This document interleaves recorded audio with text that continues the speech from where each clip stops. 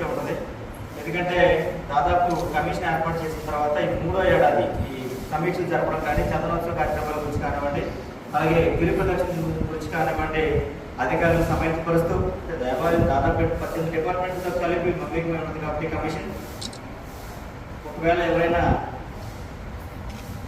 For example మిగతా దేవస్థానం దాంట్లో కానివ్వండి లేదా దేవాలయాలు కానివ్వండి పిల్లల తాలూకు హక్కులు వాళ్ళ సంక్షేమం గురించి ఏమైనా లోటుపాటు ఉన్నట్లయితే అధికారులు అందరూ సమయపరుస్తూ వెళ్ళడం జరుగుతుంది.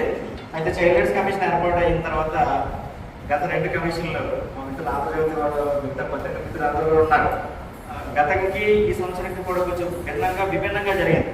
అంటే మరి దేవుడి తాలూకా యాదృశ్య దృశ్యమో తెలియదు, లేదంటే ఆయన తాలూకా పరంపర నాకు తెలియదు. ఎందుకంటే ఒక చట్ట పేరు వచ్చిందంటే ఎంత తొందరగా వ్యాప్తి చెందుతుందంటే గత సంవత్సరం మన అందరూ కూడా చూడడం జరిగింది.